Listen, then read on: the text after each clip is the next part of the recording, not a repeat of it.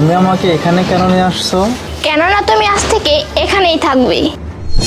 মানে তুমি এটা কি বলতেছো আমাকে? মানেটা আমি তোমাকে বলতেছি, আমি তোমাকে ডিভোর্স দেব আর আমি তোমার সাথে আর থাকবো না। আর আজ থেকে তুমি এখানেই থাকবে আর ওই বাড়িতে আমি একাই থাকবো।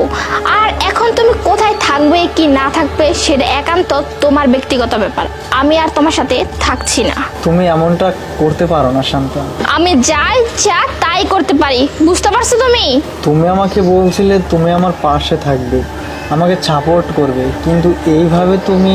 আমি তোমাকে বিয়ে করছি শুধুমাত্র টাকার জন্য, আর সাপোর্ট সেটা আমি তোমাকে কোনোদিনও করতে পারবো না। কিন্তু শান্তা। আরে শোনো, ওই বাড়িটা আমার চাই আর ওই বাড়ির আশেপাশে কখনো যাওয়ার চেষ্টাও করবে না।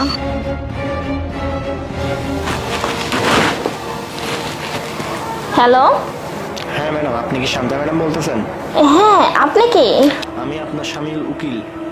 ও স্যার, আমি তো আপনাকেই ফোন দিতে যাচ্ছিলাম। আসলে ম্যাডাম, আমি আপনাকে ফোন দিয়েছি একটা কারণে। আপনি আসলে যে সম্পত্তি টাকা পয়সা পাওয়ার জন্য অ্যাপ্লাই করছেন, আপনি সেগুলো পাচ্ছেন না। কারণ আপনার স্বামী ওনার যত টাকা পয়সা সয় সম্পত্তি ছিল উনি সব কিছুই একটি এতিমখানার নামে উইল করে গেছেন। আপনার স্বামী মারা যাওয়ার সাথে সাথে ওই সম্পত্তিগুলো সম্পূর্ণ অধিকার সম্পূর্ণ মালিক হবেন ওই এতিমখানা। আরে আপনি সব কি বলতেছেন? আমি সয় সম্পত্তির টাকা পয়সার জন্য এত কিছু করছি, আর এখন আপনি বলতেছেন আমি কিচ্ছু পাবো না? দেখুন ম্যাডাম, এটা সম্পূর্ণই আপনাদের ব্যাপার। আমি শুধু আপনাকে এই তথ্যটা দেওয়ার জন্যই ফোন দিচ্ছি। আল্লাহ হাফেজ।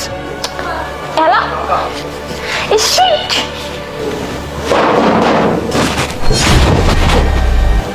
তুমি তুমি এখানে?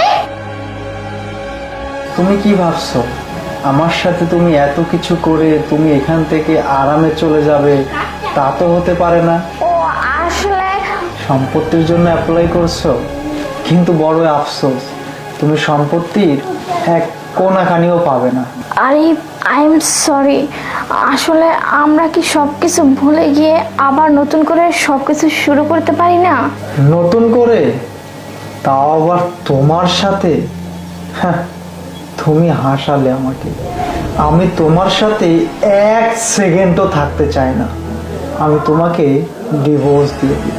আরে প্লিজ। আর না, অনেক হয়েছে। আমি ভেবেছিলাম তুমি আমাকে সাপোর্ট করবে, তোমাকে নিয়ে কত স্বপ্ন দেখেছিলাম, দুজনে এই সংসারে হাসি খুশি থাকবো সারাটা জীবন। কিন্তু তুমি